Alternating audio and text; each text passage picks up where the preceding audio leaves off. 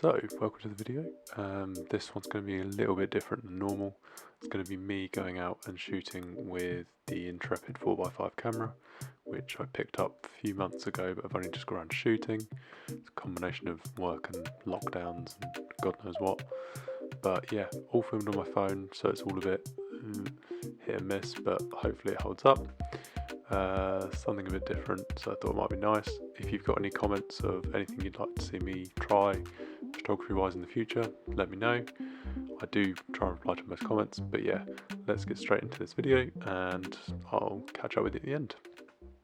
I'm in a very wet, muddy wood, and I'm going to try and take some pictures with the Intrepid 4x5, which is a new camera to me. Never tried it, so taking it out today, see if I can get some shots, and I'll walk through everything. Main reason I'm actually filming this is so that I can see if I mess up, I can see what I did wrong and hopefully correct mistakes from there. So let's see how this goes.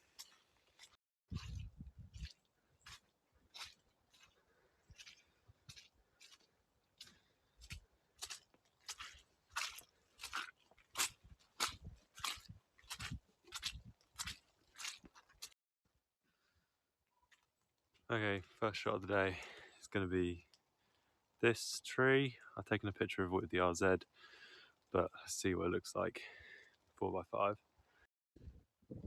Tripod I'm using is a Sirui. This is a 3004x, and I've got a leveling plate which gives me 15 degrees of tilt in any direction, and then I've got a pan head which will let me just rotate. So it's very simple, but yeah, not the lightest thing in the world. So I'll see how this goes. First shot done. This is the Intrepid. Might have overextended the bellows a little bit and not compensated for it, but first shot done. And I was photographing this tree here. Basically I'm looking for, well, I'm kind of looking for anything that's got like carvings in the wood or carvings on the trees. But as you can see here, it's raining quite a bit, and because of the rain, I'm not going to collapse the camera every time, which could either be a horrible mistake or really time saving. We'll have to wait and see. But the problem is, it's massive to carry now. So although the tripod's good and it works well, it's not ideal. And yeah, this is the problem with buying a field camera during the winter. You can't really go out and take it anywhere. I don't have any spaces indoors big enough to shoot it, so I'm kind of limited with what I can do. But one shot down. Again, had to ditch the gimbal, so this video is probably very shaky. It's just raining too much, and yeah, it's too hard to get around. I think I'm going to call it quits. Take these other shots at some other point. I've got 3 shots left, so I had 2 film holders, both with 2 sheets in. Hard to find anything to take pictures of in the rain, because you're focusing so much on making sure you don't fall over. It's just hard. You end up with some nice views of foggy hillsides, but yeah, it's just not working out. So I'm going to leave it for today. Back to the car, pack everything up, try again another day. So this is day 2 of shooting large format with the Intrepid. Not quite so rainy today. It's actually clear skies slightly, but still really muddy. So I'll see how this goes, but got a couple of areas I'd like to get to. I've got 3 sheets left, so I'll see how that goes. But yeah, going to be a lot of watching where I'm walking in, I think. But I'll see what I find. So I've got the occasional chainsaw going off behind me, but I've got this fungus here growing on this tree, which I've again photographed with the RZ, and I'll try and get a shot maybe here, possibly, before it was very straight on. Yeah, I quite like the marks on that, so I'm gonna set up a shot, see what it looks like, maybe take one, but we'll see. So my tripod set up again, it's very slanted here, so my legs are proper spread out. As you can see, I've got quite a sharp angle on the head, but we'll see how it goes. The bag is kind of holding everything down. It's the Peak Design 20 litre everyday bag, which holds everything in it. I've got all my everything in the bag, so there's a camera at the bottom, holders and lens at the top, and a cable release. All set up here with the Intrepid. 180 again, it's the only lens I've got. I don't have a dark cloth, so I'm using my hood as a dark cloth and just hoping that it works. Yeah, it's kind of a, whenever I'm going to be checking focus, all I'm going to be doing is putting my eye up to it with a loop. So I'm going to have the hood on me anyway. So it's a small dark cloth, but it does work. I do have one complaint about the Intrepid. It's this, to line up the front standard with the rear standard. I always feel like I've got a little bit of tilt on it, which makes it slightly hard to know if my focus is actually on or not. But yeah, it's a small thing. It's just, I wish there was a better way, more things to line up with. And this screw is not centered. There's no center mark for it, which would be nice. Same with the rise, the shift. If there was a mark or a hard stop point for the center, that would be very, very useful. So you can just about see my composition there. I've got the mushroom right in the center, and focus pretty on there. This is without the Fresnel screen that Intrepid recently announced. But yeah, that seems to be alright. So now I just need to meter. For metering, I'm using a Sirui L-3004x. It's got a spot meter, which is pretty good. I use it most of the time at incident. Here I'm going to be metering. The tree bark is going to be mid-tones. The mushroom might be shadow, but I don't think it's going to fall that dark. I've got HP5, so I have to wait and see. It's the white blodges on the tree and where the sun's hitting it. I'm getting about a 60th of a second at f16 and a 20th on the mushroom, so shadows are 20th-ish. That's fine, that'll be fine. Do a 30th just to make sure I get it, but whether I need to or not is another thing. But I'm gonna set the settings up. So we're gonna close the lens, which is this one here. You can see it closes the lens. And then I need to turn the shutter speed to 30th. Aperture is down to f16. Was it f16 dead on? F16 and a third. So I'm stopping that down to f16 and a third. Got the lens. And I do have a cable release, but there you go, that's firing. So let me put the cable release in and I'll load a dark slide as well. I have to say, hats off to people like Nick Carver, Matt Marash and Ben Horn, because filming and shooting large format is way too many things to remember. I can barely keep track of what I'm doing. So if this video is a bit all over the place, that's why. Cable release is in. Film holder. I'm going to use the second side of the one that I exposed on Sunday. So that's the exposed side with the black tab at the top. This is the unexposed side with the grey at the top. So can I load this one-handed is the question. Grey side facing the lens. Pull back. Yeah, that's it. We're in. Final checks. Lens is cocked. Lens is closed. 30th of a second. f16.5. 16 and a third. Dark side out.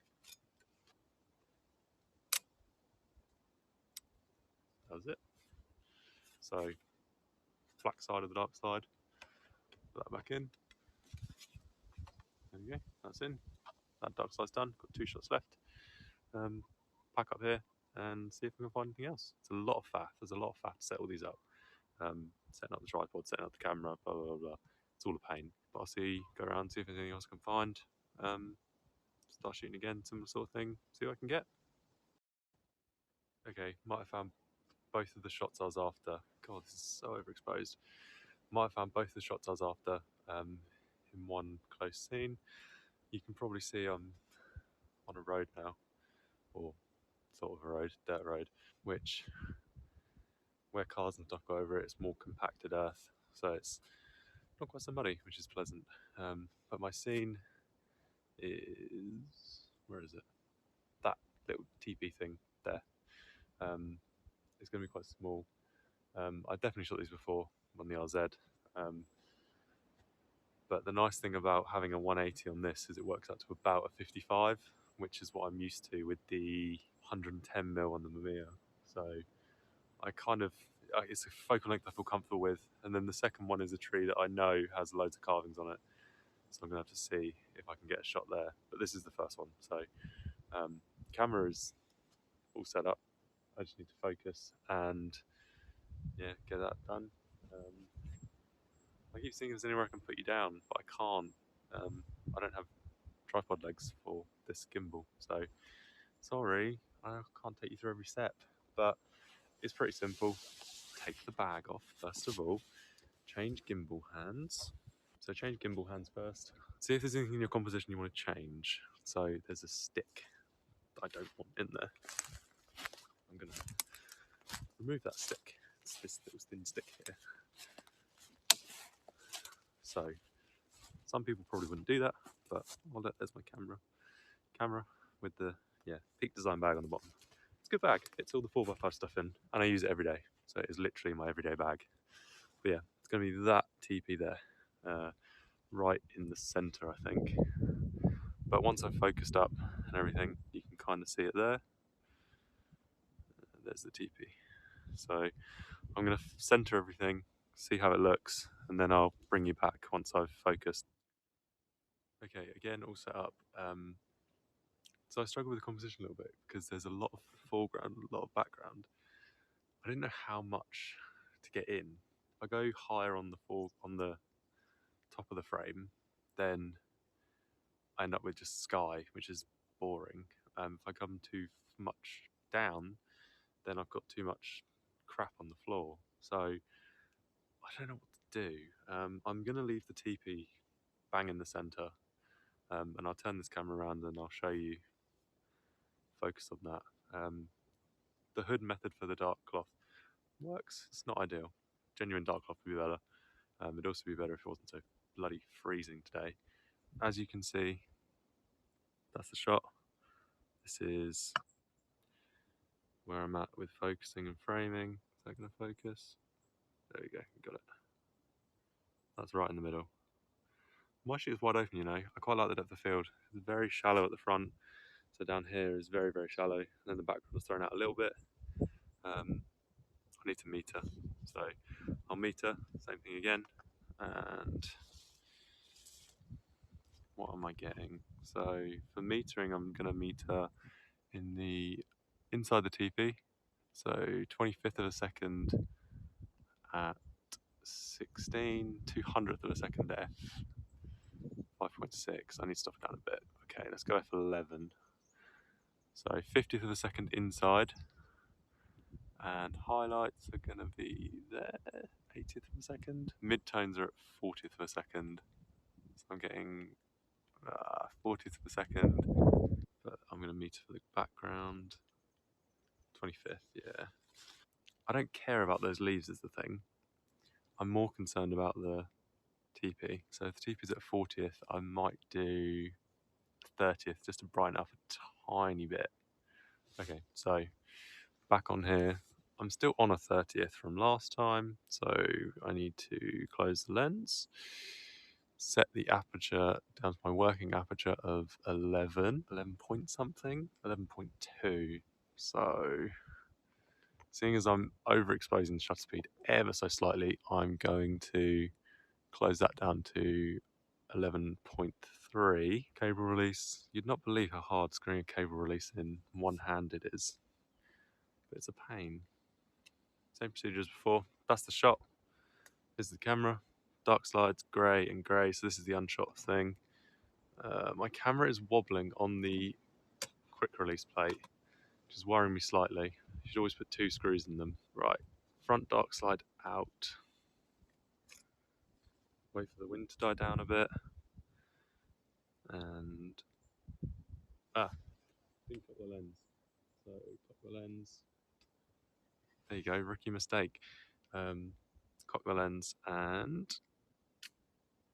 there you go, that sounded promising. You know, I might do the same shot, but at a different shutter speed or a different aperture. I'm going to shoot one at 5.6, which means my shutter speed 250th apparently. No, that's not right. 125th. So turn this to 125th. Open up the aperture to 5.6. Seeing as I focused on 5.6, I'm not so worried about the sharpness being off, although my camera is moving. Right, so we're going to turn the dark slide so the unexposed side is facing, turn the little locking pin, and there you go, that was 125th. So black side in, that's all 4 shots. Done for the day. 2 trips, 4 sheets. More effort than it needed to be in there, but I did it. I'm very cold. It's not that cold today, but I feel cold. So I'm going to pack up, head back to the car, go home. Hopefully these shots come out. I can develop them tomorrow at work. Yeah, fingers crossed. I mean, first time developing 4x5 as well, so that'll be fun. Luckily it's HP5, so it's a film I know. But I need to take a shot of this scene on my phone, which I'm then printing and using as a reference so I know what the scene was like when I took the picture. So yeah, I'm going to end this here, this little road trip thing. It's quite fun actually. Difficult to do both cameras at the same time, but worked it out. Got there in the end. Might do it again sometime. It was fun. But that was my first experience using and shooting with the Intrepid 4x5. It's fun. It's fun. A few limitations, but you kind of expect it.